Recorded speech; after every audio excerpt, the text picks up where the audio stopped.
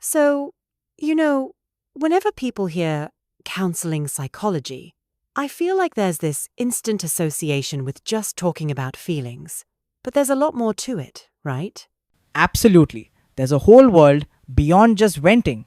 Counseling psychology is about supporting people through life's ups and downs, anything from stress and anxiety to relationship hiccups, career confusion, or even big life transitions. It's about helping people thrive, not just survive. I love that distinction. It's not just about fixing problems, it's also about personal growth, self awareness, and better decision making. I think a lot of folks might not realize counseling psychologists can help with things like academic struggles or career questions too. Exactly, and they use a variety of approaches like cognitive behavioral therapy or humanistic therapy. The overall goal is to empower people, help them build resilience, and guide them toward more fulfilling lives. It's such an important field, especially these days. Thinking about everything you just mentioned, it's clear counseling psychology covers a lot of ground. Can you break down some of the main areas where counselors work their magic?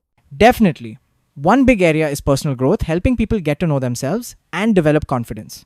Then there's mental health support, like managing anxiety or depression. Relationships are another huge one, whether it's couples, families, or friends. Oh, and career counseling gets its own spotlight too, right? I've talked to people who found their dream job after just a few sessions. Plus, there's trauma and crisis intervention, and even academic support for students. Exactly. Counselors also get involved in community projects and support people dealing with cultural or social adjustment. The beauty is, the scope is flexible. Wherever there's a need for emotional support or personal development, counseling psychology steps in. You know, this brings up a question I hear all the time. What's the difference between counseling and psychotherapy? They sound so similar, but there's a real distinction, isn't there? Great question. So, counseling usually focuses on short term, specific issues, think stress, a breakup, or making a career choice. It's more about finding practical solutions and coping strategies for what's happening right now. And psychotherapy? That goes deeper, I assume. Exactly, psychotherapy dives into long term, deep seated issues. It explores patterns, unconscious motivations, and often past experiences. It's more of a journey for folks who want to heal from trauma, work through complex mental health conditions, or understand themselves at a deeper level. So, both involve a therapeutic relationship, but the intensity and focus set them apart. That's right. And sometimes the line blurs.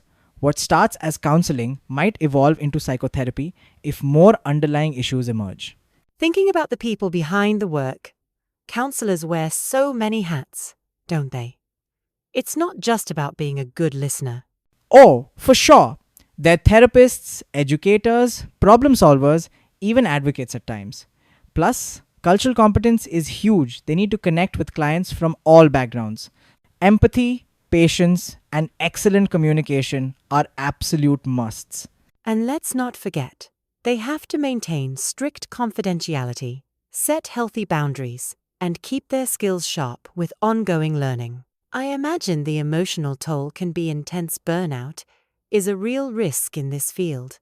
Definitely. Self care and supervision are crucial. Some even see their own therapist to process tough cases. What's inspiring, though, is seeing counselors empower clients to become more resilient and self sufficient. It keeps them going despite the challenges. On the topic of empowerment, I'm always fascinated by the range of therapeutic techniques counselors use. Freud's old theories still pop up, but there's so much more now.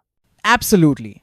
Freud gave us the basics like the unconscious mind and defense mechanisms, but today we also see approaches like cognitive behavioral therapy, which focuses on changing negative thinking patterns.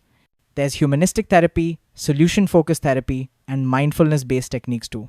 I've noticed narrative therapy is gaining momentum as well, helping clients reframe their personal stories. And let's not forget about expressive therapies like art or movement, which can be powerful when words just aren't enough.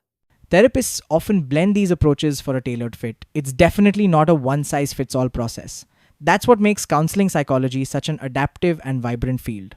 Looking ahead, I'm curious, where do you see counseling psychology heading? The digital age must be shaking things up. You bet. Teletherapy and mental health apps are making therapy way more accessible, especially for people in remote or underserved areas.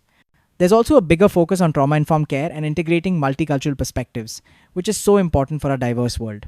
And neuroscience is starting to play a bigger role, right? It's wild to think about how brain research is shaping new treatments and offering fresh insight into mental health. Totally, it's an exciting time. Plus, the field is leaning more toward prevention and early intervention, even working with schools and organizations to build mental health from the ground up. Counseling psychology is poised to make an even bigger impact on both individual lives and society as a whole.